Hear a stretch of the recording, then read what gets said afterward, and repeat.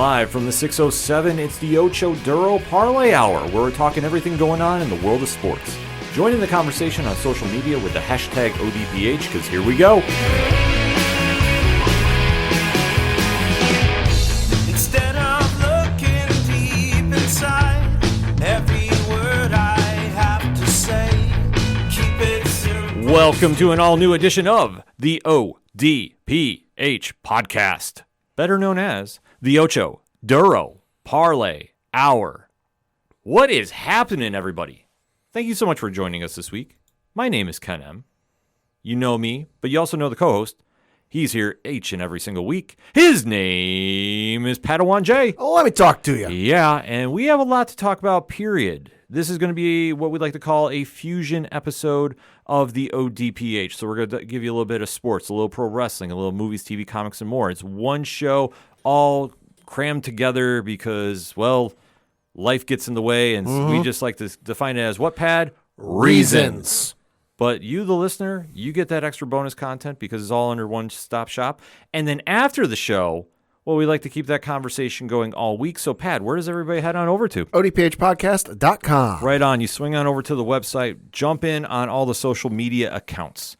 We are everywhere that we can possibly be right now. There's a lot going on, so we're definitely swinging by Threads, Blue Sky, Facebook, Instagram, X, Twitter, whatever it's called this week, TikTok. If we're not on there, we need to be on your site talking to you about everything going on with the show and everything that we should be talking about for next week. That's how it works. That's the conversation aspect, Pat. Yes. We also have a TeePublic store, which had a great sale this week. Hey. And definitely shout out to everybody getting that ODPH swag. And I say it once, I'll say it 1,000 times. It does not matter about when we sell it. It's just very cool to see it out and about when we're, doing our non-podcast lives, like seeing a lot of Parlay Club shirts. I love seeing that. Yeah. So if you want to get one and many, many other ideas for the holiday shopping season, hey, it's a perfect time to do it. So definitely swing on over there.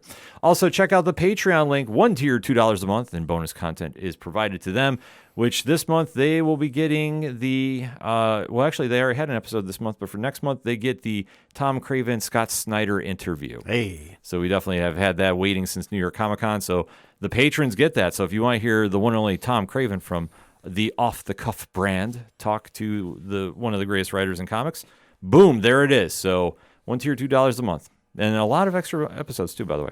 Also, we have a blog section where we have a lot of reviews coming up. In fact, we should have something coming up non-comic related. Well, it kind of is. But we'll talk about that in the parting one-shots segment of the show. So if you want to stay tuned for that. Also, new comic book day reviews are always there as well.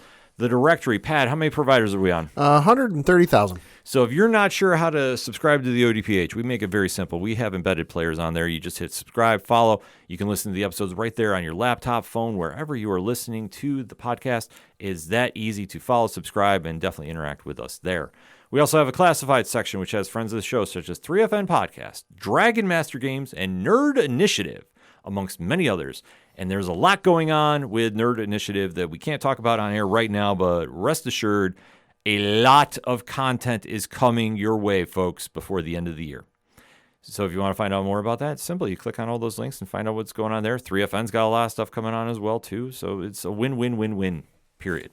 Also, we have a music section where you can find out where to go listen to the great music you hear on the ODPH from such groups as Brian Wolf and the Howlers. Also, Tom Jolu, Second Suitor, Floodlands, who has a new album coming out. So stay tuned for that.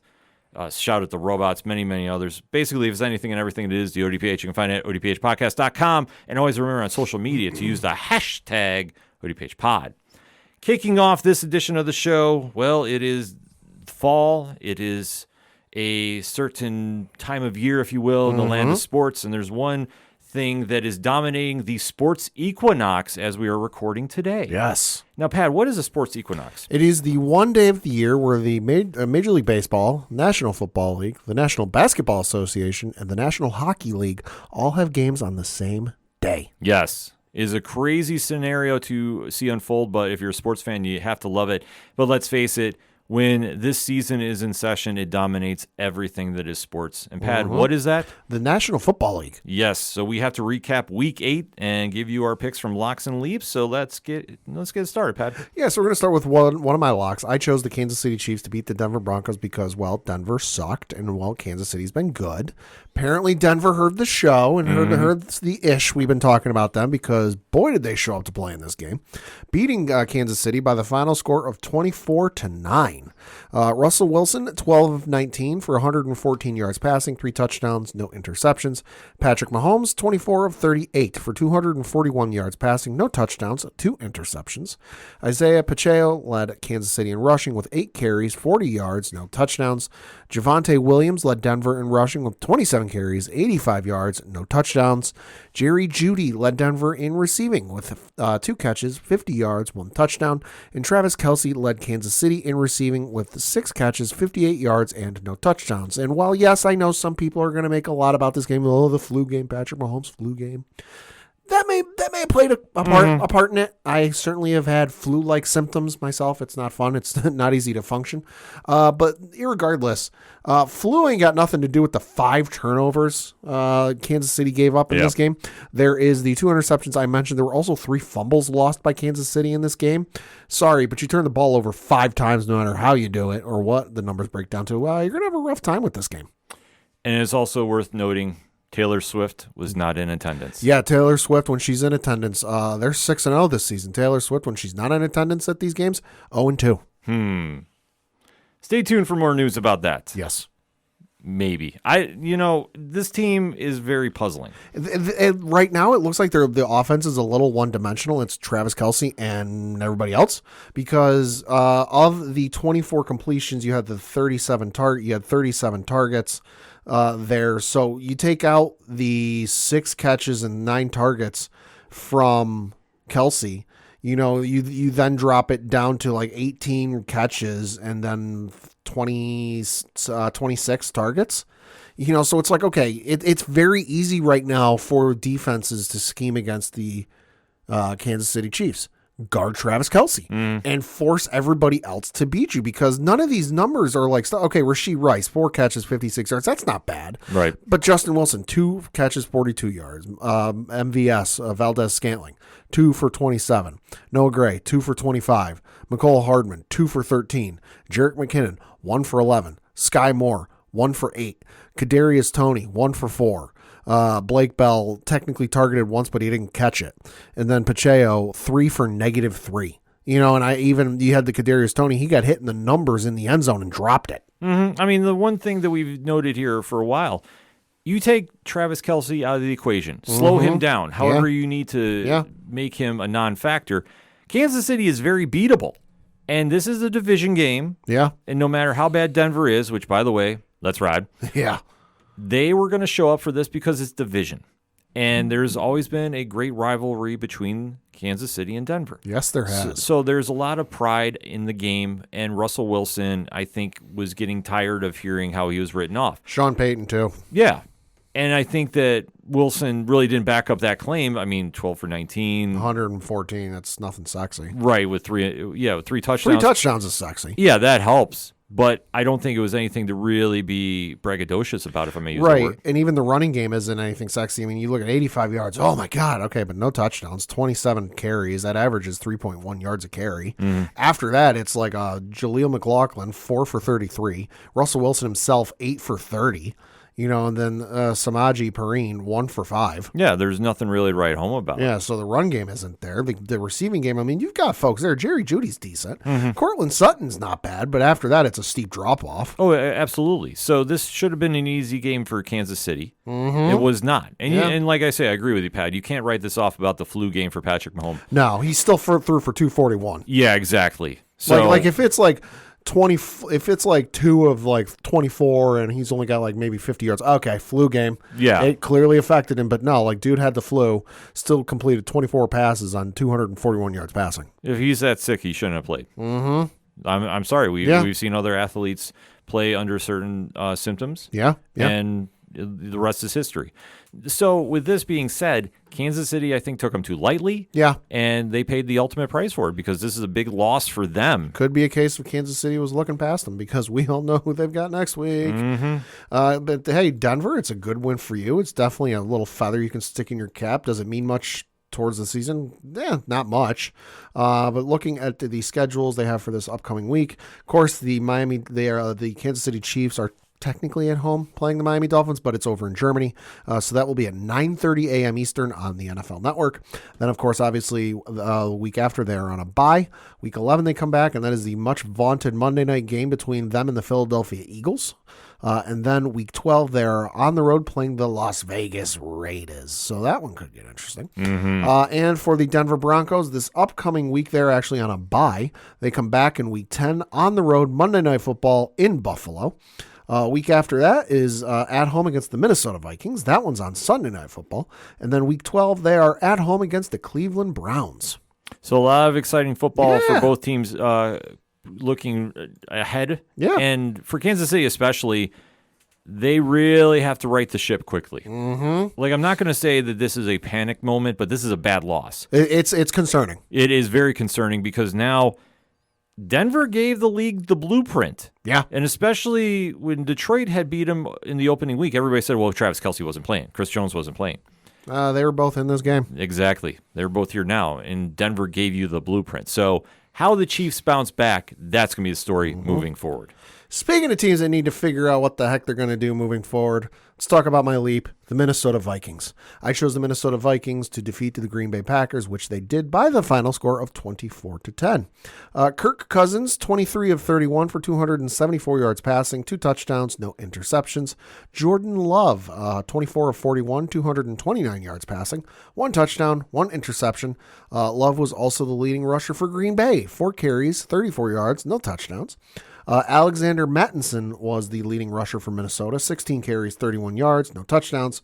KJ Osborne led Minnesota in receiving, 8 catches, 99 yards, no touchdowns. Jaden Reed led Green Bay in receiving, 4 catches, 83 yards, and no touchdowns. And of course, big story out of this one, Kirk Cousins done for the year. Yeah, torn ACL. Yes.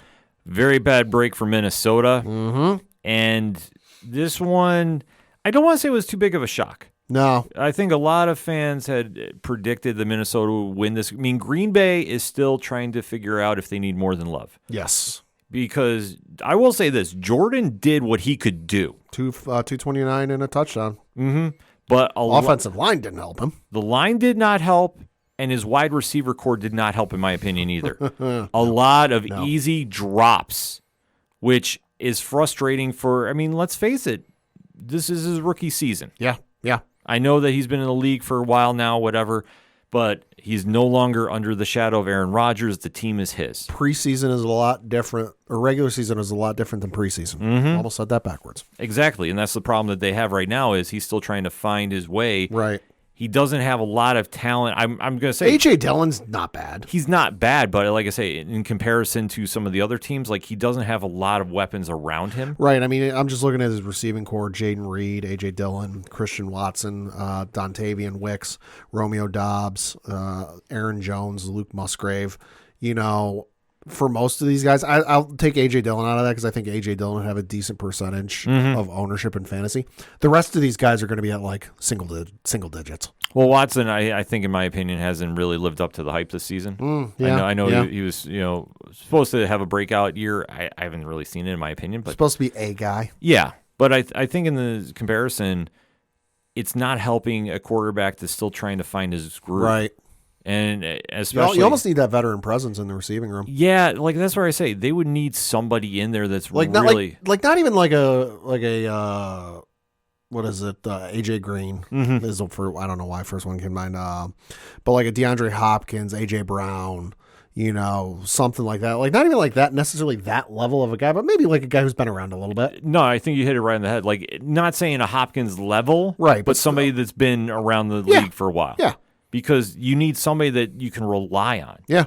And I'm not saying that you need somebody to light up for 151 and 2. Right. You need somebody that's going to get you a solid 60 and maybe 1. And I don't think he really had that here. And I think that really hurt because a lot of that was drop passes.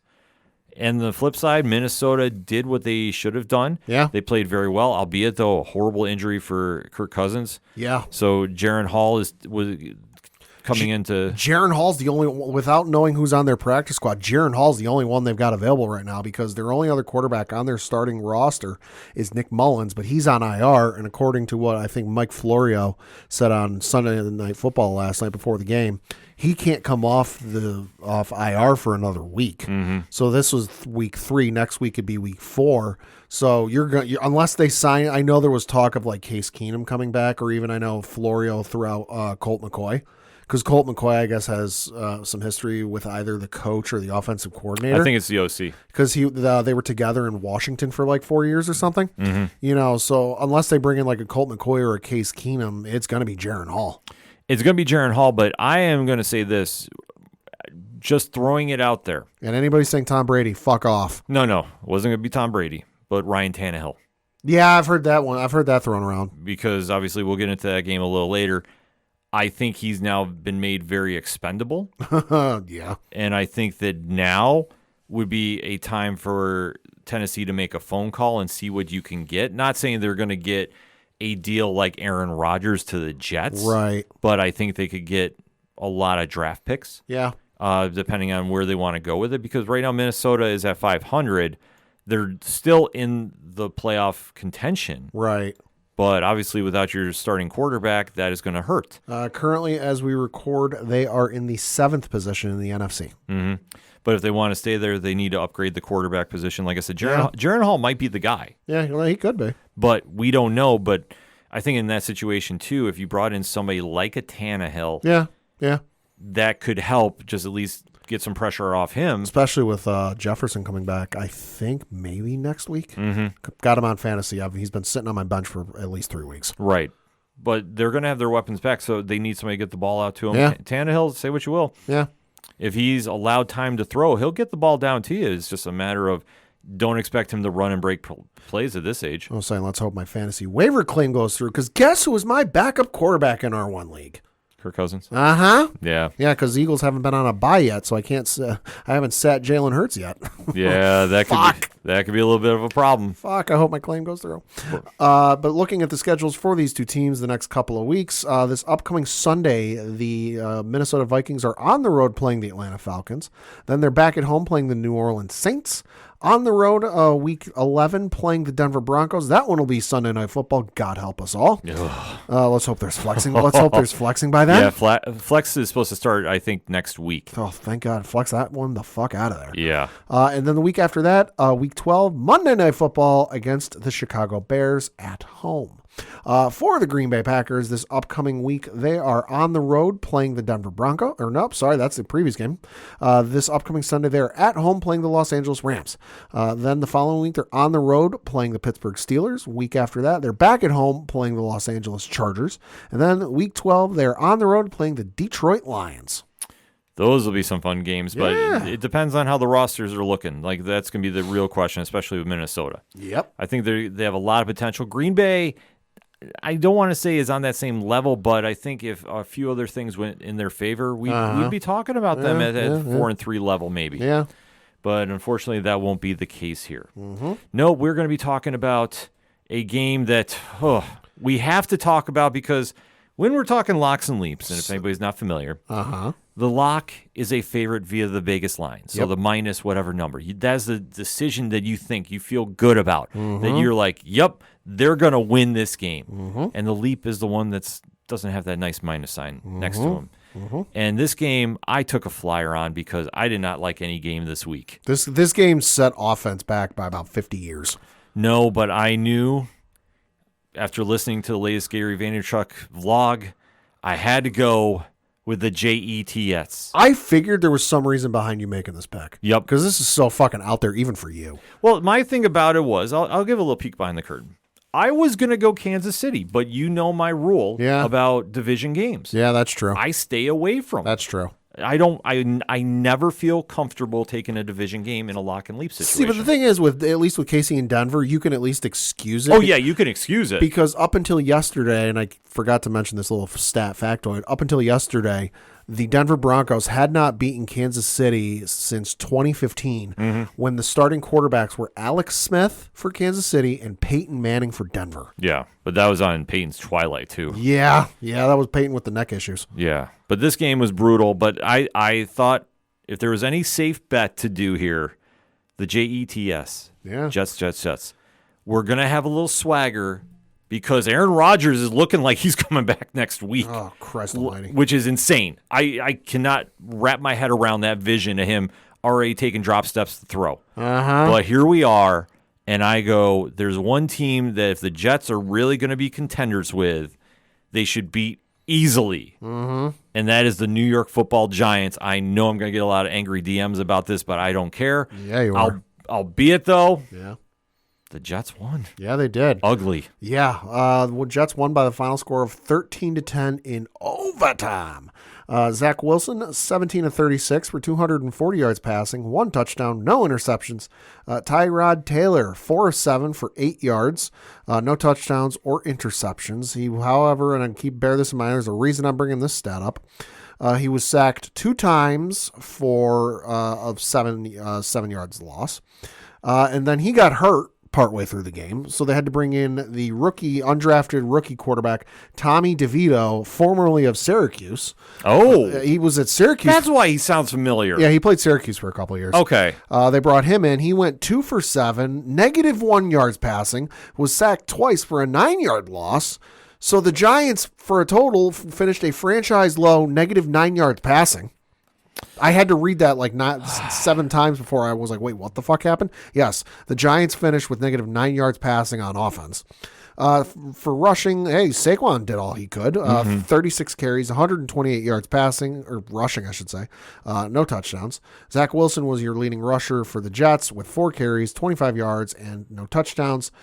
Garrett Wilson, your leading receiver for the Jets with 7 catches, 100 yards, no touchdowns. Darren Waller was your leading receiver for the Giants. 1 catch, 4 yards, no touchdowns. Well, he tied Matt Breida, 1 catch, 4 yards. We will not spend a lot of time on this game, folks, so we'll just keep it very short and sweet. The Jets did what they needed to do, albeit, though, their offensive line took some very bad hits, as I'm reading from ESPN. That whole team took injuries, and I'm trying to find the thing. I saw a photo or a thing the other day just about all the injuries they had yesterday. There was like 7 or 8 people who went down down in this game total between both teams. Yeah. That like at one point the Jets were down to their 3rd string center. Well, the Jets lost Connor McGovern and Wes Schweitzer. Both were hurt in the game, and Schweitzer is the starting right guard. So this is not something that you want to hear, especially if you're Aaron Rodgers coming back. But listen, let's give him his due. Zach Wilson is playing adequately. Yeah. He's not lighting up the scoreboard, but he's finding a way to win ugly. And that's the only thing that you can really be excited about if you're a Jets fan, because he's buying time till Aaron Rodgers comes back. And then you're going to really see what this team is capable of. But if he can keep them around that 500 level, then that's probably the biggest win that they could do in his absence. Because let's face it, everybody thought the Jets were going to fold. And they're somehow rallying to win, even though you're hearing a lot of nonsense, whether you want to believe it or not. Right. Players are unhappy. Everybody's complaining on the sidelines, blah, blah, blah. It doesn't matter. If you're still 4-3 at this stage, considering everything that's happened, that's a big win. That's a big bucket of win. And then as for the Giants, well, we do know this. The trade deadline is coming up this Tuesday. Yeah. They've already made one move, sending Leonard Williams to Seattle. Which is interesting. It's very interesting. Good for Seattle. And I think that the Giants, well, let's just hope we get to the end of the season. Yeah, and hey, Giants defenders, make sure you turn around when the ball's getting thrown your way. Yeah. Boy, that was bad. Looking at their schedules for the next couple of weeks, this upcoming Monday, I should say, the Jets are at home playing the Los Angeles Chargers, so that'll be on Monday Night Football. Week after that, they're on the road playing the Las Vegas Raiders, and that'll be on Sunday Night Football. And then a week after that, they're on the road playing the Buffalo Bills. And then week 12, they are at home against the Miami Dolphins. That one is on Black Friday, it looks like. So that one will be on 3 p.m. Eastern on Prime Video. Interesting. And then for the Giants, this upcoming Sunday, they are on the road playing the Las Vegas Raiders. After that, they're on the road playing the Dallas Cowboys. Then they're on the road playing the Washington Commanders. Bum, bum, bum, bum, bum. And then week 12, they are at home against the New England Patriots. Well, I mean, if you're a Giants fan, I mean, you got games to go to. Hey, at least Saquon's performing. Yeah, that's the only thing. Tickets will be cheap. Yeah, we'll see if he's still in a uniform by the end of this week. Yeah. I'm just saying it could happen. He could get moved. Yeah. Because there could be a lot of teams of interest, especially one that's on the rebound. Woo-hoo. And boy, there's a lot to talk about. This was probably my favorite game of the week. This game was nuts. Because it was absolutely crazy, and that is I took them Bengals to upset the 49ers. Ballsy roll. It was, but sometimes you got to roll them dice, and man, did it pay off. Yeah. Let's talk about it. So the Cincinnati Bengals defeated the San Francisco 49ers 31-17. Joe Burrow, Joey B, 28 of 32, 283 yards passing, 3 touchdowns, no interceptions. Brock Purdy, 22 of 31, 365 yards passing, 1 touchdown, 2 interceptions. Brock Purdy, also your leading rusher, 6 carries, 57 yards, no touchdowns. Beat McCaffrey out by 3 yards, in case you're curious. Joe Mixon led Cincinnati in rushing with 16 carries, 87 yards, and 1 touchdown. For receiving, Jamar Chase led Cincinnati in receiving because duh. Yep. 10 catches, 100 yards, 1 touchdown. And then George Kittle led San Francisco in receiving because duh. 9 catches, 149 yards, and no touchdowns. There is a rumor going around that ever since Kittle took the shirt off that said F Dallas, they have lost. And That might be true. there might be a curse in place. The only thing that I knew about this is Brock Purdy did not look good in his last couple games. Looked it up on the schedule. Factually true. Yeah. They beat Dallas. They're now 0-3. Yeah. And I know he took the bad concussion. He did not look good in this game, and I know he took another bad shot late. I heard something about this, yeah. He got sacked, and Yeah. he went down hard, Yeah. and then he immediately, it looked like he bounced his head off the turf, and he Yeah. immediately grabbed his head. Yeah. At that moment, I thought it was bad that somebody did not take him out for a play. Uh-huh. I'm sorry. Even if he Yeah. said, I'm okay. Head injuries, Ain't nothing to fuck with. exactly. And I don't care what team you're on. I'm sorry. If somebody grabs their head like that, you need to pull them out for a play. Yes. In worst case, McCaffrey could have done a direct snap and run. Right. I'm sorry. There's no reason he should have suffered more. And I don't know his status now. I'm hoping he's okay. This game really came down to Joe Burrow proving why he's an elite quarterback. He looked great, and he had no problem running right through the San Francisco 49er defense, which had played amazing. Uh-huh. But if you can get out to a jump start on them and have such a balanced offensive attack, which he did with Joe Mixon getting the ball running too, this is a team that we all were writing off for dead and now is coming back to life. Yeah. And for Cincinnati, they're getting hot at the right time. Currently sitting at 4-3 and tied with the Browns, Jets, Browns and Jets and Steelers. Steelers are in the 6th position, 4-3. Browns are at the 7th position, 4-3. Jets are in the 8th position, 4-3. And then Bengals are also there at the 9th position at 4-3. Mm-hmm. And they're getting hot at the right time. They're coming back from the injuries. Like I said, Joe Burrow is starting to look like Joe Burrow. Yeah. Jamar Chase, he's always open. Hashtag 7-11. Mm-hmm. And he did a great job too, especially against this defense, which is arguably the best in the league. Made him look like Swiss cheese. Mm-hmm. And it's not to say that Purdy and company had a bad game. Right. But I think what happened is there was a sequence of events late in the 3rd, early 4th, where we had dueling interceptions and really sloppy play by Purdy. Right. And I don't think, I'm not sure exactly how to read it, because there's part of me that goes, he's pressing himself too much. Right. Because I know he threw an interception uncharacteristically deep in the end zone. Mm-hmm.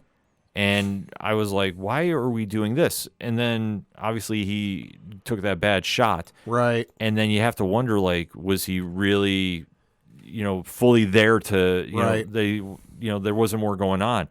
And I'm not making any excuses for him. This is just stuff that I'm watching on the screen play out. Uh-huh. And I just thought that he was really pressing too hard, and Cincinnati was waiting on him. He did not look like the Brock Purdy we've known. Right. And just very uncharacteristic mistakes. Right. And like I say, I hope, he's 100% healthy and he's ready to come back and rock and roll. But just saying, like, to have a bad game like this, I know people were already in the media were already writing him off. Right. Stop. This is a bad game against a playoff-worthy team. I mean, the thing you also got to remember is he is in his sophomore year. Yeah. And he was Mr. Irrelevant. He was the dude who's not supposed to be here. Mm-hmm. He's the dude who's supposed to be like the perennial practice squad guy who bounces from team to team and is like the emergency third-string quarterback in case shit goes sideways. Well, hey, guess what happened in San Francisco last year? Shit went sideways. Mm-hmm. And now he's the guy. And let's face it, he had a meteoric rise last year. Sure. Where he came in and didn't lose a game for like how many weeks? Up until the NFC Championship 15 game. weeks or something like that. Yeah, something like that. The only loss he technically suffered, it's on his stat log, is the NFC Championship game last year. But admittedly, he didn't play most of that. So can you pin that on him? Not really. But then he didn't really suffer his first loss, in the regular season up until Cleveland a few weeks ago. So he's learning. The film is being studied by these defenses and these coaches and these coordinators. It's like you see in any sport. When a guy comes in and you don't have tape on him, they're usually going to perform pretty well. Usually not for this long, but you'll see him perform well. And then the great ones will figure it out, adjust, and get better, and the other ones won't. So we'll see what happens with Purdy. Everyone's been ready to crown him the guy, and he's it. He's the one for San Francisco. For me, he's looked good. Am I ready to say he's the guy for San Francisco? Give me a couple weeks, and we'll see what he does with any possible adjustments. If he doesn't adjust, and it's more of the same, sorry, he's not the guy. Yeah, I think that he'll be okay. I think that this team is too talented to be not playing up to the potential it has been. Right. And I think this situation is a very good wake-up call for them. Yeah. Because if anything, you take a look at the defense, and this is where I kind of think you have to kind of shift most of the blame on. Only 3 sacks in this game. Yeah. And they were putting pressure on Joe Burrow. Mm-hmm. But when you're letting Burrow be able to pick you apart, especially with Jamar Chase, T. Higgins, and Tyler Boyd, right, who nearly put up 200 yards by themselves. Yeah. Of a combined 283. That is a very telling sign. And we've always said they have a great wide receiver core, but when you're not making plays to stop them, right, that puts a lot of pressure on your quarterback that did not play up to par and was really just looked out of it from this game. Like you say, uncharacteristically sloppy with handling the ball. So moving forward, they're going to have to make some adjustments quick because the rest of the NFC West is catching up to them. Yeah. And then for Cincinnati, this is a huge win for them, especially going into a highly emotional game next week. Let's talk about it. Yeah, so this upcoming week for the Cincinnati Bengals, they are, where the heck is Sunday night. Hold on. Yep, there it is. Sunday night against the Buffalo Bills. That'll at be home. At home. Week after that, they are still at home playing the Houston Texans. Week 11, they are on the road playing the Baltimore Ravens. That will be on Thursday Night Football, so that'll be 8:15 on Prime Video. And then Week 12, they are at home against the Pittsburgh Steelers. And then for the San Francisco 49ers, they're actually on a bye this upcoming week. Week after that, Week 10, they are on the road playing the Jacksonville Jaguars. Week 11, they're at home playing the Tampa Bay Buccaneers. And then Week 12, they are on the road playing the Seattle Seahawks. That'll be on Sunday Night Football on NBC. Well, San Francisco's bye could not come at a better time. Yeah, agreed. And I think they'll be very well regrouped to take on Jacksonville when that happens. And then, obviously, that Sunday night game against Seattle just took more precedent than I think anybody realizes. Yep. On the flip side, like I was alluding to, that is going to be a highly emotional game on Sunday night. Yeah, it will be. Because of what the unfortunate situation that happened last year. Yep. And like I say, that is going to be one that I know a lot of people are going to be tuning in to see. There'll be a lot of eyes on that. Absolutely. So then going around the league, obviously we're recording on a Monday, so we don't know the final score of the Monday night game. Raiders versus Lions. I'm going to go out on a limb, 134 to 125. Take the over. Take your pick on which one gets which. Yep. Jared Goff, 1,000 yards passing. Then you had the Thursday night game where your Buffalo Bills defeated the Tampa Bay Buccaneers 24-18. Very lucky win for the Bills. Fuck, I should have started the Bills defense. Very, very lucky one. They were up ahead, and second half, completely day-night team here. And For once. Yeah, it's something. It was very scary to see Mike Evans start lighting up late. And then if Chris Godwin turned around, they were tying that game. It was perfect Hail Mary, and just Chris Godwin didn't pay attention. Hit him in the numbers, but just the wrong side of the numbers. Definitely will take the win, though. You had the Dallas Cowboys whoop the LA Rams 43-20. The only thing to note was this. Allegedly, Aaron Donald said, "I'm ready to come to Dallas." Allegedly. Good goddamn. There was some kind of comment I saw come across social media. Good goddamn. I don't know, but if that's the case, that's fucking scary. I know. I apologize to Dre Driven, who probably just fell out of his chair where he's listening to this right now. You're going to get idea. a DM so fast. Yes, I will. But Dallas looked great. This was a really solid win for them. Dak looked good, and they're going to need this momentum moving forward. Just keep that same energy in the second half there, Cowboys. Yep. All I'm going to say. Mm-hmm. Then you had the Tennessee Titans defeat the Atlanta Falcons 28-23. Will Levis, he had a day. Yeah, he did. He had a day. Equaled the season lead for passing touchdowns for the team in one game. Yeah, this was absolutely crazy to see. 3 of them went to DeAndre Hopkins. Yeah, if he can keep this momentum up, and granted, it's only after one game. Yeah.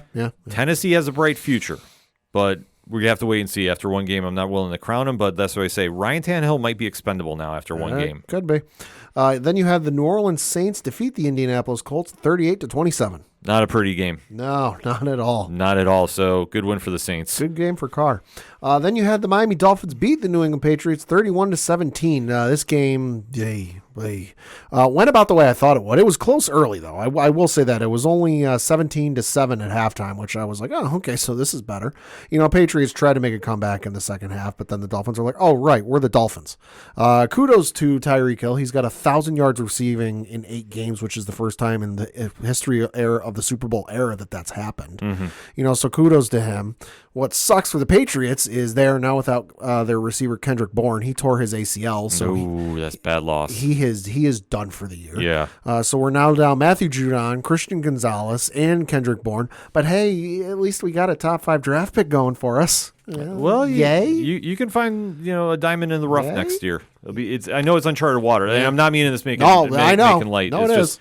For the Patriots is something. And Miami, Miami did what Miami does. Yeah. So they beat a team they were supposed to. Yep. It's those teams there that you don't know. Exactly. So yeah, we'll have to wait and see. Then the Jacksonville Jaguars defeated the Pittsburgh Steelers 20-10. Bad injuries happened here. Yeah. The Maserati I know came in. Just unfortunately, he's not in Buffalo. So is he really the Maserati? Also, Deontay Johnson. Enjoy the light paycheck this week. Yeah. Yikes. The Philadelphia Eagles defeated the Washington Commanders 38-31. Bum, bum, bum, bum. Ooh. Yeah. Philly did Philly things. Hurts with 4 touchdowns. A.J. Brown, 8 catches, 130 yards, 2 touchdowns. Thank you for my fantasy team. I mean, they're making an argument whether in the conversation for best team in the league. Jalen Hurts, 319-4. Yeah. Then you had the Carolina Panthers finally win a game this year and defeated the Houston Texans 15-13. I'm sorry for anybody who was at this game. This was as brutal as the Jets and Giants game was. Yeah, it was. Late minute field goal. So I mean, at least that makes it interesting. Yeah. Then you had the Seattle Seahawks and their sick throwbacks. Yes. Let's give a shout out to those throwbacks. Those throwbacks They're amazing. Awesome. Defeated the Cleveland Browns 24-20 and took possession of first place in the NFC West. Highly contested game. We'll say this was a lot more entertaining than I thought it was going to be. Good win for Seattle, though. Yeah. And then the Sunday night game was where the Los Angeles Chargers defeated the Chicago Bears 30-13. Man, I felt bad for Tyson Bagnet because he was trying his damnedest to win, and there was slips, there was drop passes. This game should have been a lot closer, in my opinion. The Chargers, well, shocker to us all, showed up for Sunday night. 298 and 3 from Justin Herbert. Yep, Austin Eckler had a game. 7 catches, 94 yards, and a touchdown. I mean, 29 on the ground. But that ain't bad. I mean, allegedly. Still over 100. Yeah, so it's still over 100, but I mean, at the end of the day, the Bears have a quarterback controversy, I guess, but I would not be... it's 1 week. Yeah, exactly. I wouldn't be saying the sky is falling. I think the kid was throwing as best he could, but there was a lot of drops. And I know especially there was a sequence of events before they scored the first touchdown. Somebody dropped it wide open in the end zone, hit him right in the numbers, and it bounced out. Yeah. Somebody else ran, but there was a holding call. They got called back. Like, they had chances to really put up points in this, and they just never got the momentum going. And the Chargers, well, they showed up for a week, so congratulations. Yeah. A lot of interesting football talk going on for Week 8. We're about at the midway point. It's crazy to think about. But we definitely want to keep that conversation going with you, so hit us up on the hashtag ODPHpod. What is your thoughts coming out of Week 8? How is your team looking? Are they talking Super Bowl or are they talking NFL Draft? Let's have that discussion, shall we? We're going to take a quick break. We'll be right back. Do not adjust your dial, or well, your phone, your watch, or whatever the heck you're using to listen to the awesome podcast you're currently listening to. I am the Duke of Nerds, Tyler Mack, and I am here to tell you that being a nerd can be a bit overwhelming, especially after 30. Life moves pretty fast in our nerd culture, and if you don't take the time to notice things, you miss out. That's why I'm here. As your Duke of Nerds, I am charged with educating, enlightening, and entertaining you on all things nerdy. I do it by running the 30 to Nerdy podcast. 30 to Nerdy is a Badcast company production and currently playing wherever you cast your pod. Follow along each episode using the hashtag 30andNerdyPod. And check out what all is going on at 30andNerdyPodcast.com. Whether it's DC, Marvel, comics, or video games, I have got you covered. So tune in now. Cheers to you, nerds. Coming back for another segment on this edition of the ODPH podcast. And we have to talk about arguably the biggest event going on in the land of entertainment. Yeah. Because we have movies, we have TV, and comics all happening at once. But one thing definitely got social media buzzing. And that was the latest episode from Disney Plus and Marvel Studios' Loki Season 2. Yeah. The Tom Hiddleston-led show has definitely been polarizing to fans. Yeah. We have had a very mixed reaction to it thus far. And going into this latest episode, we had a lot of questions of where things were going. Well, yeah. Because in more than one way. Yeah, because this season has been all over the place. And obviously, if you deal with the subject matter at hand, time travel, things get messy. They get completely all over the place. So it has been a little hard to find, and especially after last week's cliffhanger ending, we all had questions about where everything was going involving Tom Hiddleston's Loki, Sophie DiMartino's Sylvie, and Owen Wilson's Mobius, which is still weird to say. Yeah. And obviously they have been trying to find Jonathan Majors' variant of Kang the Conqueror, which is now in the time stream, to go fix things because the TVA is completely out of whack. As the saying goes, they're up Schitt's Creek without a paddle. Meanwhile, you have Gugu Mbatha-Raw as Ravonna Renslayer and Miss Minutes, voiced by Tara Strong, having their own agenda at hand. So going into this episode entitled Heart of the TVA, what we like to do here at the ODPH is, if this is your first time listening to us, first and foremost, thank you for checking us out. Leave a review on your favorite podcatcher. We do appreciate it. It helps the algorithm. We like to give a spoiler-free statement of what we're going to talk about so we don't ruin anything for you. So if you haven't seen the episode yet, and from what we just kind of gave you was just a rough idea, so I wouldn't say that was a spoiler, what we just gave for the intro. We like to give you spoiler-free statements about what we're going to talk about. At the end of this, we give you a countdown. After said countdown, it is fair game to talk about whatever we want to talk about. So if you have to duck out for whatever reason, we make it very easy for you to do that so we don't ruin anything. And then you can jump back into this podcast and listen to our thoughts about the episode. And that way you're caught up to date so you won't have to miss anything. Yeah. It's so easy, Pat. It's so easy. So that being said, give me your spoiler-free statement about the Heart of the TVA, episode 4 of season 2 of Loki, Pat. Best episode of the season thus far. You know, I won't say it was, a smash hit, grand slam, perfect in every way, shape, or form, but it was a step in the right direction for me. This is kind of what I've been waiting for the entire time. Not necessarily kind of the on the edge of your seat, the kind of craziness and the this and that, but just like, forward moving, we're stopped messing around in the muck and kind of staying in place and spinning our tires. No, the tires are clean. We've hit the ground running, and it feels like we're finally, after, 3 previous episodes, we finally got things going, and I enjoyed it. I fully agree. I think this was the strongest episode they've had to date. We have a direction, at least. Yeah. It might not be the one I was thinking we were going to go in, but I think it makes a lot of sense. And And at least we're building towards Something. Yeah, which obviously dealing with the subject matter at hand, Yeah. it's kind of a good thing. Yeah. Yeah. So I am excited to see where we go from here. But I'm really perplexed at the direction. Yeah. But at this stage in the game, I will take a bad direction over no direction. Yes. So a lot of good acting to discuss about this episode. So let us get into that as well. It's definitely worth the watch. So that said, Pad, 3, 2, 1, talk to me. Like I said, the episode was probably the best one they've done so far. You know, it's not a smash hit for me, but I enjoyed it a lot. You know, the twist with Renslayer was interesting. I was like, oh, okay. I was happy to be wrong about that one. You know, and then just kind of the craziness and running around and trying to figure stuff out. And you know, just everything about it, I really enjoyed. It felt like you finally had a little bit of a direction. Where that direction is headed, I'm not quite sure. I'm trusting, you know, the folks that be, you know, the directors and the producers and the writers who are in control of the wheel of the car to take me in the right direction, or at least in an enjoyable direction. You know, so I'm here for the ride, but, you know, where quite the destination is, I don't know. Miss Minutes is evil. Yeah, she is. Oh, my God. For anybody that thought she was going to be a very sympathetic character, Yeah, no. sympathy is not in her name. Holy smokes. I forget what scene it took place in, but there was one scene where something wicked was happening, and they didn't, and she was in the background, and you could just see the fucking grin on her face. Yeah. And I'm like, oh, that's a twisted individual. Yeah.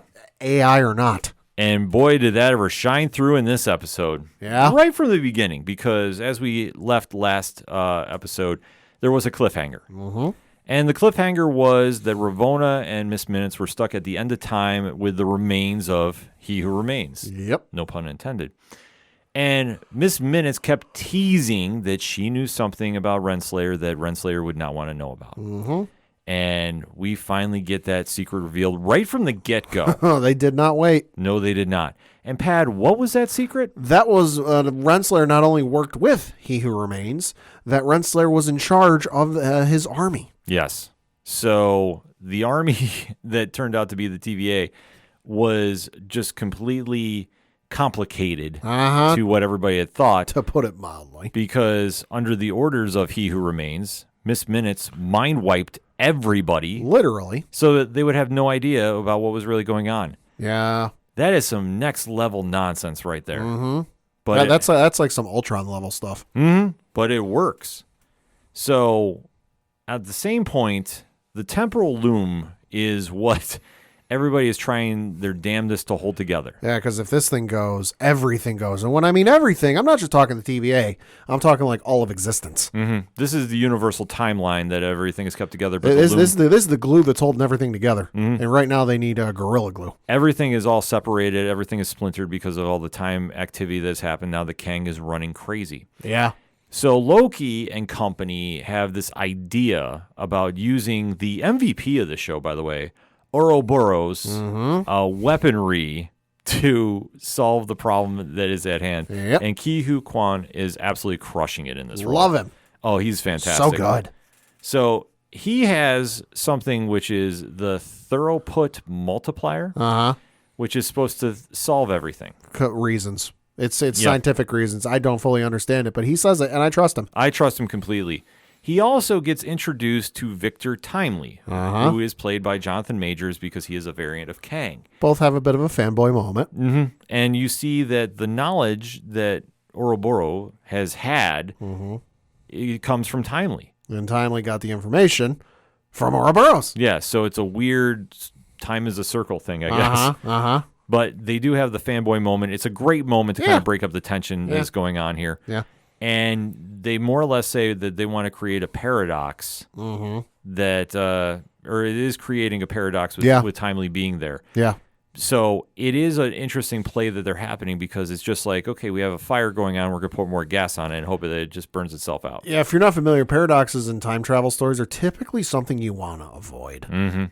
But since Timely is now there because he's been taken out of his time. Because they need him, because to access the doors to get outside to fix the temporal loom, they need He Who Remains aura. And the only way they're going to get his aura, because He Who Remains is dead, is they find this variant of He Who Remains because he's got the same aura. So, oh, hey, perfect. This will work. Yeah.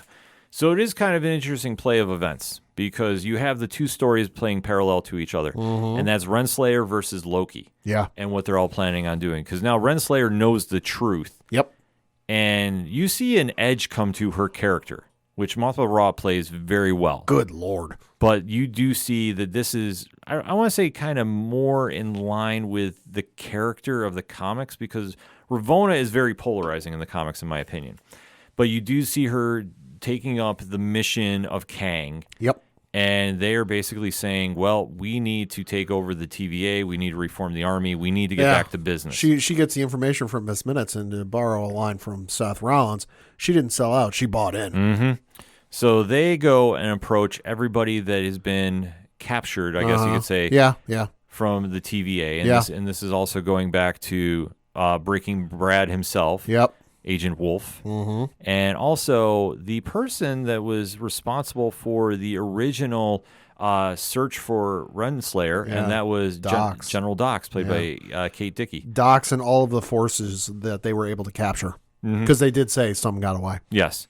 So now they have gone into the room with them where they're being detained, and they literally said, okay, you're either with us or you're against us. Well, and this is right after Dox and Brad have that like heart to heart, and they start to, hey, you know what? Why, we've kind of messed things up. Things are kind of not looking so good. Why don't we do the right thing? And and it's like that little moment in stories where in comes the little devil on your shoulder telling you to do something else. And in this case, the devil would be Ravonna. Yes. And Rafael Casal, who plays Brad Wolf, a.k.a. Hunter X5, such a slimy villain. Oh, he's a sneaky son of a bitch. But he's great, though. For what he needs Yeah. to do, he's great because Yeah. he's flipping sides on everybody. He's going to flip again before the end of this series.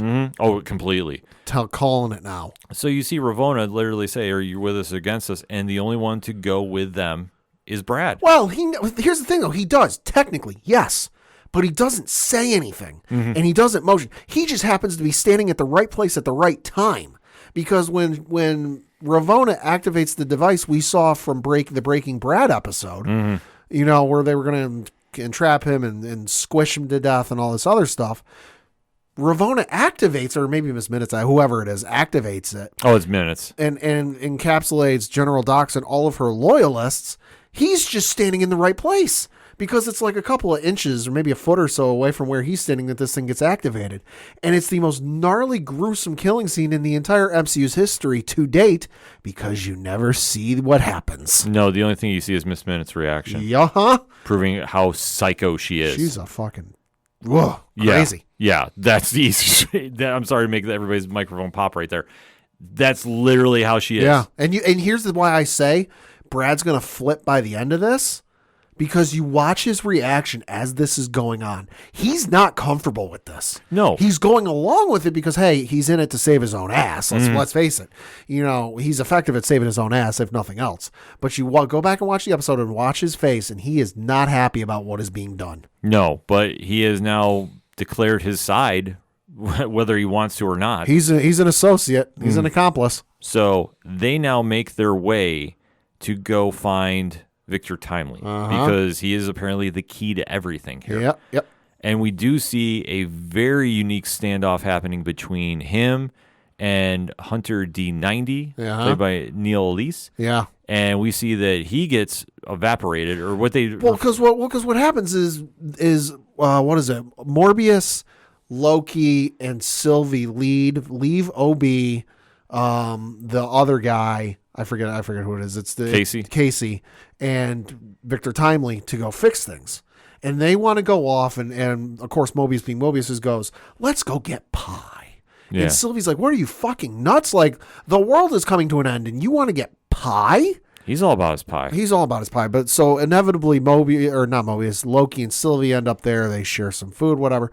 They end up back in the room and Mobius went and instead of getting pie, he got hot chocolate. He got hot cocoa. And what is it? Timely saw this and went, oh, well, no, that's interesting. What is this? Oh, it's hot chocolate. You get it from a machine. And all of a sudden, just the fact that he said a machine that makes hot chocolate, Timely being the inventor he is got to see this thing in like now. Yeah. So they can't leave they can't leave him alone because they know Renslayer's running around this place. So they send Hunter D90 to go with him. Like, yeah, take him to the hot chocolate machine, let him get some hot cocoa. And then the antics ensue. Mm-hmm. So Timely is kidnapped by Ravonna and company. Yep. You see that Loki and Sylvie are trying to make a rescue attempt. Right. Which I will say, this is all slightly confusing because of all the parts involved. Well, yeah, so they go to try and rescue Timely. Mm-hmm. But the issue they're running into is Ms. Minutes, up until this episode, has been MIA from the TVA. Right. She's been off with Renslayer. Now that she's back in the house, she's got control of the power box. Mm-hmm. You know, the whatever you want to call it. So she's messing with shit, and all of a sudden they're getting locked out of everything. They can't use elevators, they can't open doors, they can't get anything to work. So one of them comes up with the idea, oh hey, why don't we do a system reset? Yeah. You know, why don't we reset the entire system? It'll lock her out, it'll sort things out, and we'll be able to get moving. So they then reset the system, you know, to reset the power or whatever it is, and it shuts down Ms. Minutes. Yes. So a big enemy is taken off the board. For now. But you do see where Sylvie and Loki have to reenact the scene where they're trying to sneak to go get Timely, and Loki has to evaporate himself. Right. Which I thought was very interesting how they set it up. But now it took me a minute to understand what was going on, and then it clicked. I'm like, oh, that's what this is. Okay. Yeah, so it's interesting how they played it out because we didn't really see this since, what, episode 1? Yeah, episode 1. The other thing, too, is right before Miss Minutes leaves, she does get one more, you know, jab in the side of the stomach there. Mm-hmm. She looks at, I think it was Renslayer or whoever it is, and goes, you'll never be him. Yeah. It's a very interesting footnote, but like I say, Miss Minutes, just what a heel. Yeah. What a heel, as in villain in pro wrestling, if you're not familiar with the term. But this is a situation that now you see that everybody is, you know, finally ready to make the move. Sylvie has to work some magic literally on Brad. Cool, because that's the other thing that happens when they reset the system, it turns off the dampeners or whatever it is that makes magic not available. Mm-hmm. And they're explaining to Sylvie and Loki, who are together, like, what are they're like, oh, but if it happens, we'll be able to use magic. Loki and Sylvie look at each other, pause, and just yell, do it. Yes. So we do see Sylvie control Brad with the enchantment powers that you see with the Enchantress, kind of, in a degree, which, I mean, it does work. And he winds up evaporating Renslayer. He prunes her, yeah. Yeah, which is wild. Didn't see that coming. Yeah, I had no idea this was going to happen. I thought, that was great. I was like, okay, this works. So now Timely is saved. And they now have the idea of he has to be the one to go out in the contamination suit. Right. And use the Thorough-Put multiplier to fix everything. The only concern they have is that the entire time they've been trying to fix this thing, the energy or whatever you want to call it has been building. Yes. So whereas episode 1, it was, oh, you can get there and back, you know, you'll be fine. Just don't dilly-dally. Now it's, oh, you got to get out there and back faster. Mm-hmm. And so that's the only concern they have is like, hey, you don't have long. Right. Which Timely is volunteering to do, which I will say this, if they telegraphed one thing, it was this. Yeah. Because he was insistent on being the one to go out there. Right. And I know some people are bringing up, and they're remembering all of the Infinity Stones from the first season. And why didn't they use the Space Stone and just portal from there, portal to the space and portal back? The thing you got to remember is the Infinity Stones don't work in this plane of existence. Right. They're literally just paperweights. Yeah. I know that's getting brought up a lot, but I just want to point that out. No, great catch on that, Pat, because that is true. Like it was talking it's a good theory, but the Infinity Stones don't work here. Plus, I mean, let's face it. If it was that easy, they would have done it already. They would have done it. Yeah. There would not be anything going past one episode. Yeah. Like, let's be honest. Yeah. But it works here because obviously the power of the Infinity Stones is taken out, so they have to have somebody willing to sacrifice themselves. Loki was the one willing to do it. Yep. But Timely is insistent on being the one to do this. Now, you could say it's him being a brave scientist. Maybe he feels some sort of guilt. I mean, it's possible. But I just thought about how focused he was to do it. Like he knew what was going to happen. Maybe. I kind of chalked it up to maybe some sort of guilt because you got to remember when he stepped through that portal from the past and ended up in the TVA, what was the first thing he saw? He ended up in the meeting room, or the whatever you want to call it. Yeah, conference the room. conference room, where Loki had shown up, pruned the wall, or whatever you want to say, and revealed the 3 faces of He Who Remains. Yes. And he saw himself, and he kind of put 2 and 2 together. And I'm sure and I think he was told that, like, hey, yeah, you know, your future self helped, or a variant of yourself helped create this. And he maybe feels some sort of guilt, like, all right, fuck, I kind of, you know, in a roundabout way helped contribute to this mess. Yeah, see, the way I took it, and I'm not saying you're wrong. Right. The way I took it is he knew what was going to happen, and he wanted to pick up where Renslayer left off. Maybe. That's the only thing I could think of, because the minute he gets outside, No, not even a second. yeah, he turns into spaghetti. Fucking shredded. Yeah, so he is literally evaporated before he can do anything with Ouroboros' weapon. Yeah. So at this moment, it's the final goodbye, Yep. because everybody, we're talking Sylvie, B-15, Yep. Mobius, Casey, OB, Loki, have all accepted they have we're failed. dead. We're dead. Yeah. And they are now waiting for the loom to explode, which it does. It does. And the last parting shot of the episode is you just see this energy wave take everybody out. Well, and it gets close to Loki, but that's where it cuts out. Yeah. And that's how the episode ends. Yeah. So a lot happening here. I love the little back and forth between Renslayer and Miss Minutes. Yes. I like how they gave a direction there that they're so committed to Kang that they're willing to go to extreme measures to really give this series a real true villain. Yeah. Because obviously Kang will appear at some point, I would imagine. You have to figure probably either the end of the next episode or the final episode. Right. But until then, they're at least keeping how he is in control of everything going forward. Yeah. And for Loki, who I will say I've been kind of critical about how he's been portrayed as the anti-hero. Sure. I did not mind him in this episode. I Neither did I. I thought they wrote him very well. I thought Hiddleston's acting really elevated the scenes up. Yeah. And just going into that final moment where you're seeing just, you know, how determined they are to win. Yeah. And in true fashion, they get to the finish line, but they fall short. Yep.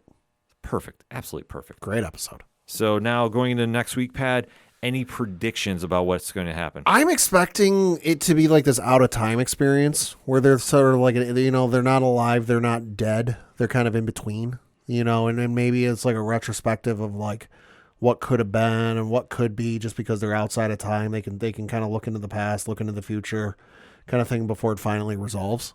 You know, we get whatever we get. What comes out of that, I have no idea. I know there's some fans speculating online about what the end of the universe and its possible reset means, you know, hey, which is fun to think about, but I don't want to necessarily put the cart before the horse in this instance. Mm-hmm.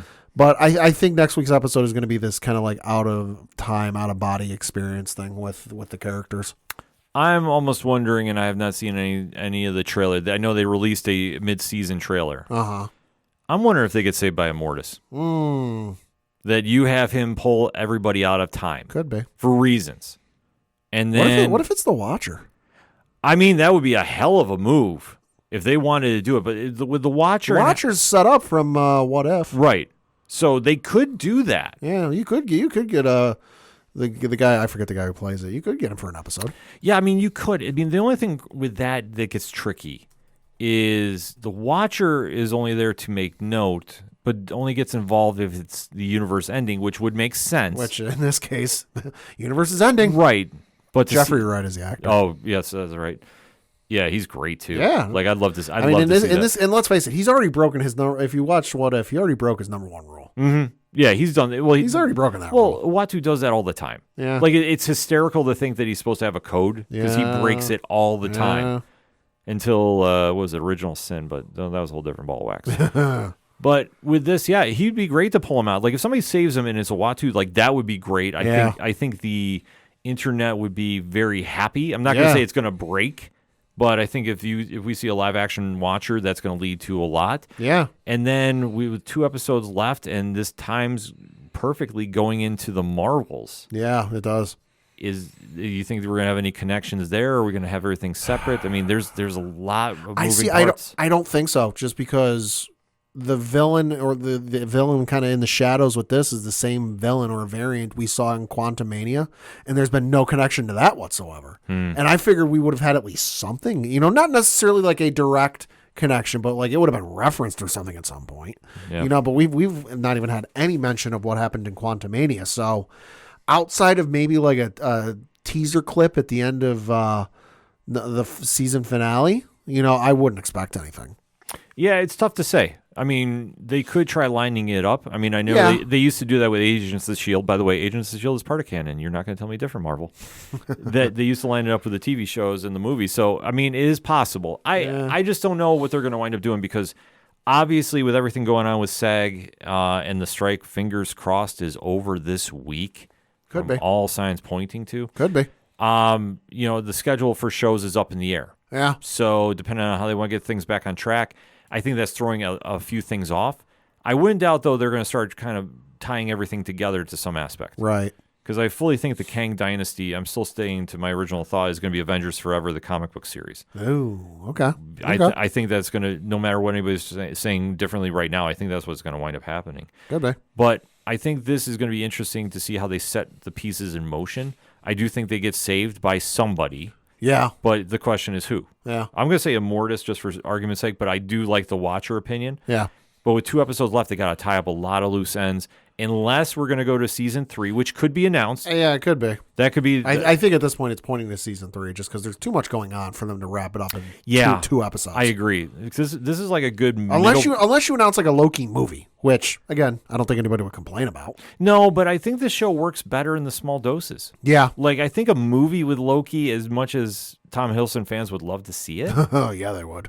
I don't think it would connect as well. No. I think for him to be the lead, it's perfect for doing cinematic shows. Uh-huh. And I think how they have it set up for Disney Plus, like that's a big win for him, especially with the new stat quo coming in place. Yes. That we're hearing about, that we might get another season of Loki, and this might change some plans moving forward. But it's still nothing but win. They're still doing their best imitation of Doctor Who that they can.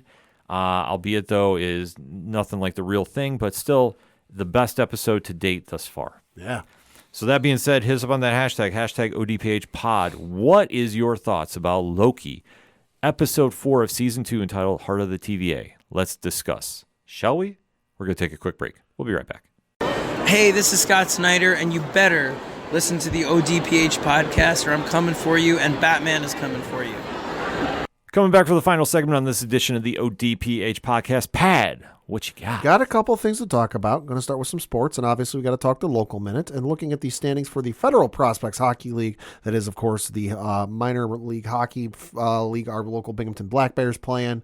Still early in the season. However, through 6 games played, the Binghamton Black Bears still in first place with a record of 4 wins, no losses, and then 2 losses or shootout losses in overtime. They are ahead of Danbury, who have a record of 3 wins, 3 losses, and nothing in overtime. 14 points to 8 points. They've got Elmira, Wytheville, and Watertown behind them. Looking at their schedule from this past week, they had 3 games this past week. First of which was on Thursday. They were on the road playing the Elmira River Sharks, where they lost in overtime by the final score of 4-3. Came back on Saturday at home against the Watertown Wolves with a big win, 9-5. Ooh. And then they were back on the road Saturday playing the Watertown Wolves, where they won again, final score of 5-3. Looking ahead to this upcoming weekend, they are just got the 1 game that's coming up this Saturday, 7 o'clock Eastern. They're on the road playing the Danbury Hat Tricks. Don't worry, though. You don't have to long to wait before they return home. They're returning home Friday, November 10th against the Carolina Thunderbirds. They got 2 games at home next week, Friday and Saturday, both against the Carolina Thunderbirds. Let's go. So for more tickets, information, all that good stuff, BinghamtonBlackBears.com. And we got to talk a little bit of soccer and some unfortunate news that's been going on, and definitely send our thoughts and well wishes out to this player's family. Got to talk a little bit about Liverpool and specifically Luis Diaz, because this situation is absolutely nutty. Yeah, this. Oh. So, reading from an article on CNN.com, it says, quote, a major search operation is ongoing to find the missing father of Liverpool FC player Luis Diaz after his kidnapping in Colombia on Saturday. Diaz's mother, Clinis Marulanda, was also kidnapped at the same time, but later rescued in the town of Baracas, Colombian President Gustavo Petro wrote on Twitter. General Willem Rene Salamanca Ramirez, Director General of the Colombian National Police, said 130 officers from various police departments are part of the search team looking for Diaz's father, Luis Manuel Diaz. Ramirez said the teams are searching the rural area around Barracas, the parents' hometown in northern Colombia, and a reward of up to 200 million pesos, that's $48,500 US, is being awarded for information that helps lead to Diaz's rescue, according to a statement on Twitter. In addition, Colombia's military forces said it deployed more than 120 men, along with 2 motorized platoons, an unmanned aircraft, checkpoints, helicopters, and a plane with a specialized radar to help with the search. National media reported that Diaz's parents were kidnapped by armed men on motorcycles at a gas station in Barrancas. Ramirez later posted a video on Twitter of his phone call with Diaz explaining the land and air operation deployed to find his father. CNN has reached out to the Colombian National Police Force, police and military forces for comment. Quote, "We ask the captors of Luis Manuel Diaz, the father of Luis Diaz, to release him now without conditions," the Colombian national team wrote on X. "Football is peace. Lucho, we are with you. Colombia is with you." Speaking with Liverpool's 3-0 Premier League win over Nottingham Forest on Sunday, head coach Jurgen Klopp said Diaz has returned to Colombia and the club is doing what it can to support him. Diego Jota, Diaz's Liverpool teammate, held up the Colombian's number 7 shirt after his goal on Sunday. Quote, "How can you make a football game really important on a day like this?" Klopp told reporters after the game. "It's really difficult. I never struggled with that in my life. It was always my safe place. Sometimes my hiding as a player or as a coach. You are allowed during these 90 minutes to just focus on that, and if it was impossible, absolutely impossible to do that. It was clear we have to give the game an extra sense, and it was fighting for Lucho. Then the boys put out the shirt, and I was not 100% prepared for that, to be honest. It was really touching, but wonderful as well," close quote.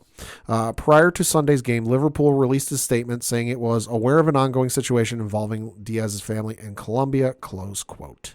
So absolutely horrific situation. Definitely sending well wishes and thoughts out to the entire Diaz family, and we're hoping for a safe return. Yeah, absolutely. I mean, it's just heartbreaking. Yeah. Just, I mean, I'm at a loss for words. Oh, I know. For that kind of... It's nuts, and especially when he plays in England and it's half a world away. That like you find out your parents have been kidnapped. Yeah, and you don't know what's going to happen. Crazy. Switching to some breaking news, we got some Major League Baseball breaking news. Oh, okay. And coming to us from an article on MLB.com from Brian Hoke, the 2023 Roberto Clemente Award winner is Aaron Judge. Oh, let's go. Okay. So the article reads, quote, "All rise for Aaron Judge, the 2023 recipient of the Roberto Clemente Award. The Yankees captain on Monday received the prestigious honor, which annually recognizes a major league player who best represents baseball through extraordinary character, community involvement, philanthropy, and positive contributions on and off the field. Judge will be in attendance for a ceremony held prior to Game 3 of the World Series at Arizona's Chase Field," close quote. Good for him. Yeah, so what the way this award works is it's kind of like the Walter Payton Man of the Year award with the NFL. Every team submits a player for to win it, and one gets picked. Aaron Judge won it this year, so hey, kudos to him. Absolutely. And speaking of the World Series, got to talk a little bit about the World Series because it has been absolutely fucking bonkers. Currently, the series is tied 1 game apiece to both Texas and Arizona. Game 1 went the way of Texas in 11 innings, where you had Adolis Garcia continue his historic postseason. Hit another home run. Goddamn, Corey Seager hit a bomb as well. Insane. Texas won 6-5. However, Arizona not going down quietly. Came back on Game 2 to win it 9-1. Put an absolute whooping on Texas. Holy fuck. Jordan Montgomery 6 innings, 9 hits, 4 earned runs, 1 walk for Texas. Texas put up 16, or not Texas. Arizona put up 16 hits. God damn. That's insane. So got Game 3 tonight. It's taking place tonight in Arizona. Game time is at 8:03 p.m. Eastern on Fox. We've got Max Scherzer on the bump for Texas, going up against Arizona's pitcher, whose a name I am not too familiar with, so I'm pulling up that right now. Brandon Fett, Faadt. So definitely give that a watch, and then maybe check out the highlights. But absolutely crazy. No, absolutely. I mean, it's baseball season, and especially, like I say, in the sports equinox, it's crazy. I know it's not making a lot of headlines, too, because it's Texas and it's Arizona, right? But it's been great baseball. Yeah. So that's something that we have to take into effect as well. Before we duck out of sports, we obviously have to talk NBA, full week in session. Yeah. Anything really jumping out to you as like a surprise out the gate, Pat? I mean, I know for me it's not. Yeah, how badly fucking Steph Curry cooked Devin Booker last night. That was incredible. Holy fuck. If you have not seen the highlight, go watch that highlight. No. Oh, my God. Yeah. Devin Booker is dead. Yeah. Oh, yeah. Or Dylan Brooks, you mean? Yeah, Dylan Brooks. Dylan Brooks. Devin Booker is still doing okay with Phoenix, but I would say, but Dylan Brooks. Holy shit, he got cooked. Yeah, that was embarrassing. But that's how Golden State's playing. I mean, right now, the top 8 for the Western Conference is looking Denver at 3-0. Yep. New Orleans right behind them at 2-0. Yeah. Same with Dallas, Phoenix, Golden State, Sacramento, LA, Oklahoma City, Minnesota, and the Los Angeles Lakers 1-2, rounding out the. Well, and how about CP3 coming off the bench for, I think it's maybe tonight's game, some recent game here with, Draymond Green entering the starting lineup again. Yeah. That's crazy. Golden State's making a lot of interesting moves out the gate. Yeah, like I say, it's just the personnel-wise is kind of very, very telling that's happening. Mm-hmm. But like I say, for right now, I mean, it's way too early to tell, but Denver's looking like they just picking up right where they left off last season. The Pelicans are the surprise right now. Mm-hmm. But granted, it's way too early about going in with that. Mm-hmm. Flipping things over to the East, and the surprise right now is Orlando Magic leading 2-0 over everybody, with Indiana and Boston as well as being the last of the undefeateds. Detroit and Philly are 2-1, even though that Philadelphia Joel Embiid trade talk with the Knicks is heating up. Ooh. So did we maybe put something into existence? I don't know. I think we might have. So if we can make that move, I will be extremely happy, and I apologize for the amount of obnoxiousness I will be on social media that day. But I'm fingers crossed it's going to happen, because especially with the Knicks being 1-2 right now, especially they've looked really good. They're playing a lot better than their record is. Mm-hmm. The opening game against Boston, though, horrific officiating. Oh my God! And just some of the highlights I saw, fucking Julius Randle not being able to hit a basket while standing on the dock of an ocean. Yeah, holy shit. He's they got to move him. I don't know where they can send him. I'm hoping Philly takes him, RJ, Mitchell, Fournier, and get all of them for Joel Embiid. Take James Dolan while you're at it. Oh, please. Everybody needs to go out and buy James Dolan CD so he stays. Or just go to the Sphere. Yeah, just go to the Sphere. Go to the Sphere and ask you want to see a Dolan concert at the Sphere. Yeah. Do you want a residency? No, we need to up this. It needs to be a residency at the Sphere for the entire basketball season. He owns the fucking thing. He can do that. I know. That's why I say he needs to do this. So I'm putting this out in existence as well. We need him away from the Knicks as much as possible. Also, I'm going to say this right now. The Sphere was a baseball the other night for the World Series. The baseball even being that big, Joey Gallo'd still find a way to strike out with it. Pat's not wrong, folks. He's not. Nope. And obviously, we got to talk a little quick NHL, and the only thing that matters to us, those New York Rangers 6-2. Hell yeah, West Coast swing. Let's go. I hate the start times. I do too. Ugh. But you know what? I will take it. They've been looking great.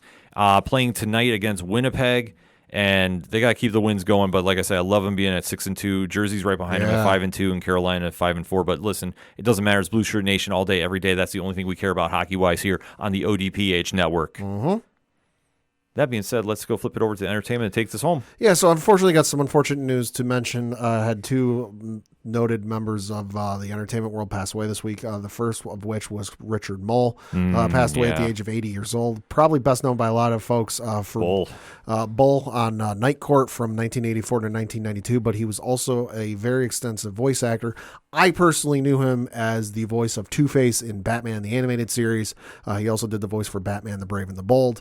So definitely a huge loss, and will definitely be missed. And as I said when Kevin Conroy passed, thank you for my childhood, because I would not have gotten into comics and the whole genre, were it not for Batman the Animated Series. So anyone who was a part of that is a huge reason why I got into comics and superhero stuff.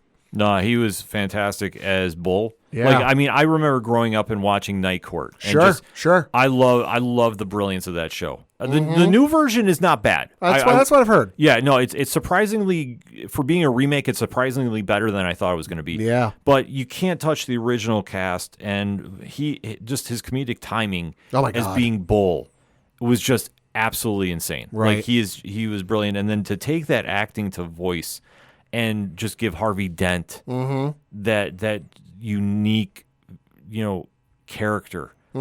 Just it still haunts to this day. So I mean, obviously, on behalf of us, our deepest condolences to his family, friends, and fans all over the world. Man, what a legacy, though. Yeah, and then another shocking loss we had just a couple of days ago as we record was, of course, Matthew Perry passed away at the age of 54. Yeah. Of course, best known for being Chandler Bing on 235 episodes of Friends, which ran from 1994 through 2004.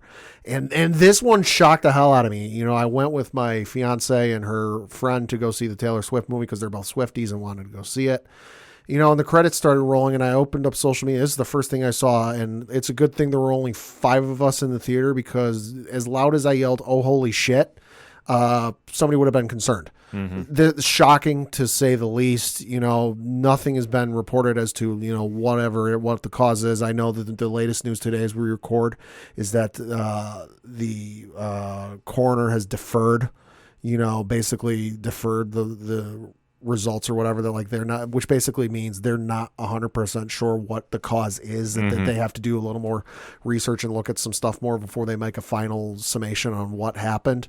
But obviously a huge loss. And this is one that, like, you may not have met the guy, but just for how the show was, friends, it was a group of friends living together and everything they went through. It felt like you knew the guy, and it felt like you were his friend for all of those years. So huge loss, and he will be sorely missed. Yeah, to grow up, and if you watch that show, you definitely got connected with it. Yeah. And it's something with his comedic timing too. Yeah. Was always a character that stood out amongst the 6 main leads. And dabbled in movies after a little bit. Well, had a couple things, yeah. Yeah, a couple things. Nothing really, that took off as much as that show. But No. But then again, it's a tough thing to transition out of such a hit show. Like, very rarely does everybody make the breakout moment happen. Like, I mean, for that show, obviously it was Jennifer Aniston, who's the one who stood away from everybody. Yeah.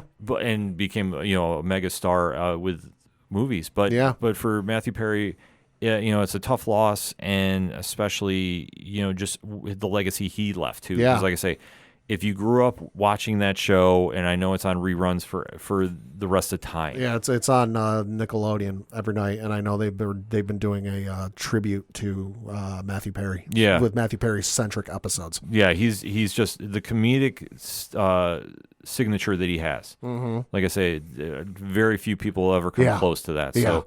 Once again, our deepest condolences out to his family, friends, and fans all over the world. And if you haven't seen Friends and you're kind of thinking about going to do it, since Matthew Perry passed away, all of these seasons are streaming on Max. Yes. So then moving over to some more streaming news, it was announced by the folks over at Variety in an exclusive that Amazon and MGM Studios are working on a Girl with the Dragon Tattoo series. So the article reads, quote, "The Girl with the Dragon Tattoo series is currently in the works at Amazon MGM Studios, has found its showrunner. Variety has learned that Veena Sud will head up the series, which will be set in the world of the so-called Millennium novels, originally written by Stieg Larsson.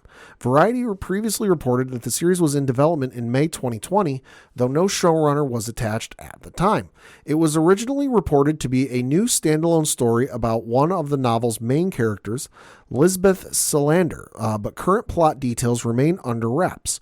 Amazon MGM Studios will produce, along with Left Bank Pictures, which is based at Sony Pictures Television, close quote. So this is super interesting just because I haven't read the books, but I did see there was the Daniel Craig movie in like 2000, the like mid 2000s. I saw it in college once. The movie was good. Yes. I know they did a reboot or a reimagining or something like a couple years later. I never got around to seeing that, but the Daniel Craig movie I particularly enjoyed. So I'm interested to check this out when it comes around. Yeah, I don't know how this is going to translate, to be honest with you. Sure. Could go a lot of different ways. Yeah. And then switching over to some movie news, and this is not entirely surprising, but, it's good to get some confirmation. And that is the Fantastic Beasts franchise has been parked by Warner Brothers, and this is according to its director, David Yates. So reading from an article on HollywoodReporter.com, it says, quote, "Warner Brothers has cast an immobilist spell on Fantastic Beasts. Director David Yates gave an update about the beleaguered franchise, which halted after 3 of its 5 planned films were released. Quote, with Beasts for a minute, it's all just parked, Yates told the Inside Total Film podcast. We got to the end of the third film, 2020's Fantastic Beasts, The Secrets of Dumbledore, and we're all so proud of that movie. And when it went out into the world, we just needed to sort of stop and pause and take it easy. Close quote. Yates claimed the entire idea of a 5-film franchise wasn't the studio's at all. It was initially planned as 3 films, and he suggested the saga's author and Beasts trilogy screenwriter J.K. Rowling made the announcement of a 5-film plan without much of the creative team knowing ahead of time during a media event for the first film, 2016's Fantastic Beasts and Where to Find Them. Quote, the idea that there were going to be 5 films was a total surprise to most of us, Yates said. Rowling just mentioned it spontaneously at a press screening once. We were presenting some clips of Fantastic Beasts 1, and we'd all signed up for Fantastic Beasts 1 very enthusiastically, and Jo, bless her, came on and said, oh, by the way, there's 5 of them. We all looked at each other because no one had told us there were going to be 5. We'd committed to this one, so that was the first we'd heard of it, close quote. It should be pointed out, however, that Warner Brothers never corrected this statement or gave any indication that 5 films wasn't the plan, despite 5 being cited in media stories for years afterward.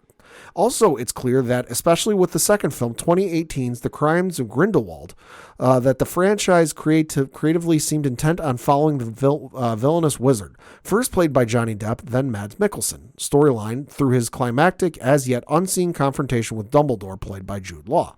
Then the ending of Secrets rather unexpectedly seemed like an attempt to wrap things up. Added Yates, who is currently promoting his new crime drama, Pain Hustlers. I haven't spoken to Joe. I haven't spoken to David Heyman, producer.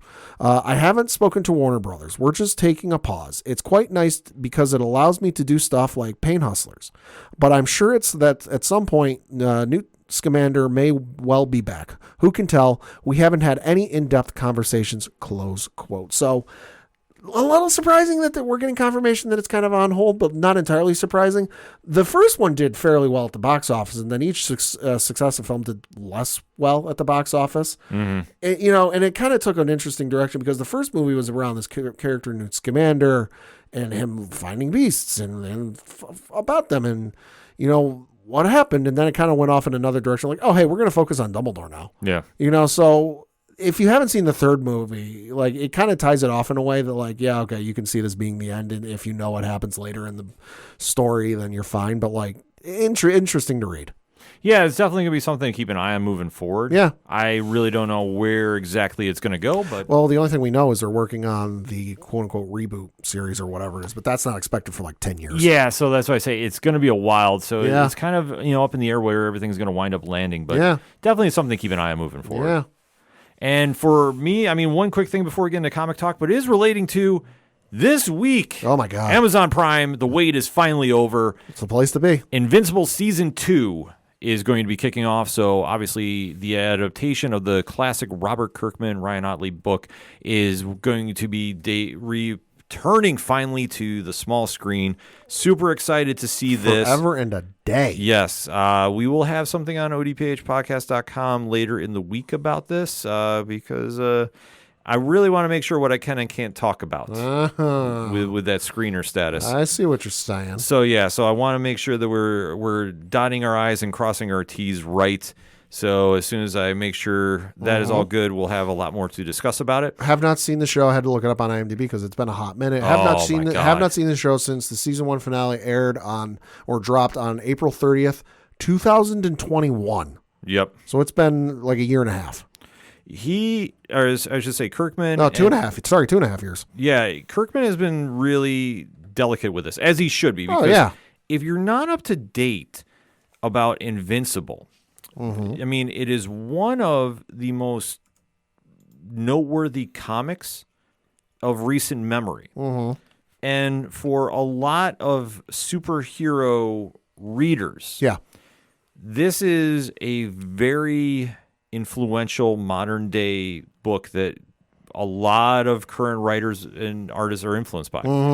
And it's a very detailed story. It's something that, always jumps out as well. Yeah. And like I say, this is something that when it was getting adapted, we were all kind of wondering how it was going to play out. Right. It's really living up to the hype, kind of, diving into its own vision. but it still holds up to the ideals that you really like with the book. And like I say, the book by Corey Walker, Ryan Otley, and Robert Kirkman, just fantastic stuff, top to bottom. So if you haven't checked it out, highly go to your comic shops, highly recommend it. I know at some point we're going to talk about it on Turn a Page. I don't have a date for that as well, but it's in the discussion. But in the meantime, like I say, go watch the first season quickly on Amazon Prime. Yeah, it's only 8 episodes. It's 8 episodes. It moves very fast. You can get caught up to speed and then just for Friday or probably 9 o'clock on Thursday. That's what they like to do. Yeah, a couple times they've dropped an early release. Now, almost every time recently. Yeah, so we can't confirm that, but that's why you just got to make sure you have your subscription up to date. I'll say if you go check at like 9 p.m. Eastern or whatever time on Thursday. Yes, so you definitely have something to watch there. Yeah. But since we're talking comics, let's take the show home, Pat. What are we picking up at the shops this week? This week from the folks over at DC, Batman, Catwoman, The Gotham War, issue number 1, Scorched Earth. This one is going to be nuts. 45 pages. 45. This one is the final chapter of this epic crossover is here, and Batman and his family must find a way to overcome the endgame of an ancient enemy. Can the Bat and the Cat set their differences aside? Is this the end of the Bat family? Lives change forever in this action-packed conclusion. Have you been keeping track of this? Passively, not actively.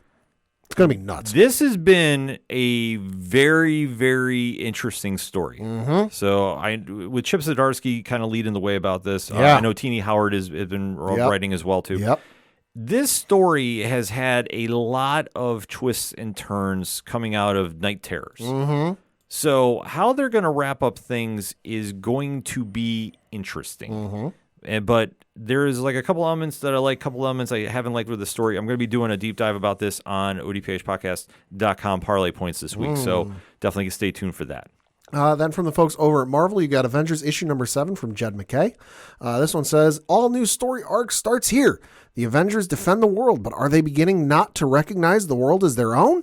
What has happened to Earth's mightiest heroes, and what has happened to the Vision? So super interested to see what happens with that. Also, you've got Doctor Strange issue number 9, also from Jed McKay. This one says, with General Strange's endgame in sight, Doctor Strange must confront the man he could have been. But everyone has their own agenda. Can the Vishanti be trusted? Is Wand capable of changing for the better? Or will they return to their Black Ops roots? Which Strange will Clea side with? It all comes to a head as the battle for the soul of Stephen Strange begins. This is going to be nuts. Yeah, Doctor Strange has been it's usually a little crazy of a read anyway, but this current run has been something of note. And then finally, from the folks at Marvel, it's finally here. Ultimate Universe issue number 1 from Jonathan Hickman. This one says, the spoils of victory. After the world-shaking conclusion of Ultimate Invasion, a new team of heroes band together to save the future. From mastermind Jonathan Hickman and superstar artist Stefano Caselli, don't miss out on this foundational issue for the new line of Ultimate Comics. I am so fucking here for this. This is going to be awesome. Yeah, I'm excited to check this out. I mean, ever since the Marvel Next Big Thing panel at New York, this has been something that has been on my radar, so I'm definitely excited to check this out. Then from the folks at Star Wars and Marvel, you've got Star Wars issue number 40 from Charles Soule, which you can't go wrong with that. You've got Droid Disaster, a Dark Droids tie-in. The worst has happened. Lobot, one of the greatest heroes in the Rebel Alliance has ever known, and close friend to semi-reformed scoundrel Lando Calrissian, is lost. Lando returns to the Rebels to ask for their help, but can he convince them he's not a traitor? Super interested to see that. And lastly, and certainly not leastly, from the folks at Disney and Dynamite Comics, Gargoyles issue number 4 from Greg Weisman. This one says, it's a busy day at Castle Wyvern. Demona studies to become a gargoyle priestess, and Goliath is given an important title, which makes Iago and Hippolyta jealous. But things are about to get even busier when the younger gargoyles' curiosity leads them into a dangerous cave where an unhappy evil lurks. This riveting tale of Gargoyles' origin by writer and Gargoyles creator Greg Weisman and artist Drew Moss continues in this 40-page issue, which includes a new text story from Weisman and all new cardstock covers featuring art by Clayton Crane, Alan Qua, Mirka Andolfo, Kenya Danino, and Erica Henderson, and more. Super excited for that. Yeah, I know you've been all over this series. Love gargoyles. Like I say, everything has been coming out of that Dynamite print. There has been really So hitting the good. marks. Yeah, I definitely got to start diving into it. But you know me, my pile of books to read It's a mile high. is getting bigger and bigger each week. And I'm not complaining about it, mind you, but I just have to budget my time. And that's obviously been the biggest hiccup of all. So taking a look for me this week, a lot is coming out on Comixology Originals, back with a double shot this week that you don't want to miss. The All-Nighter returns with issue number 11, Chip Zdarsky, Jason Liu. This series is going to be the final run of the book. Okay. So it's the closing arc. Expectations are super high for me. I have really enjoyed the series, and it's been something that's combined the supernatural with superheroes, and it's a very cool read. The print version is out right now via Dark Horse Comics. You don't want to miss that. If you haven't read it already, that'd be a great pickup this week. And then issue number 11 is dropping Tuesday, so definitely super excited to check that out. Also, Comixology Originals, Black Sight number 2, Stephanie Phillips, Connor Boyle, Tom Napolitano. This is a wild, wild series. I mean, issue number 1 completely blew me away, and where they're going with the story of Alex Greer is, I have no idea, but I'm all in about it. So super excited to check that out. Also from Image Comics, No One number 6. So finally, the murder mystery haunting the Massiverse, try saying that 3 times fast, is back in full swing. Super excited to see that. Kyle Higgins, Brian Buccellato, and Geraldo Borges on the book, and that is a must pick up each and every week that drops. So I am super excited to jump back into that. Also, new podcast episode will be coming out too as well for Who Is No One. And for even more picks from IDW, Boom Studios, more Marvel, Image, DC. Like I say, the list goes on and on. Nerdinitiative.com, Wednesday morning, 9 a.m. starting out. We got a lot of great picks this week from the bullpen, so if you want to know what to pick up at the comic shop, make sure you're following that as well. And also on odphpodcast.com, because we got a lot of blogs, too, that are going to be deep diving some of those books we just mentioned, so stay tuned for that, ... And as always, make sure you go out and support your local comic shops wherever you're at, because there is nothing better than walking into a shop, talking with your fellow fans, and getting some great books to read. For anything and everything that is the ODPH, you can find it at odphpodcast.com. That's it for this week. So for the one and only Padawan J. Fuck the Astros. I'm your host, Ken M. Thank you as always for listening to the ODPH podcast, better known as the Ochaduro Parlay Hour. See you next time.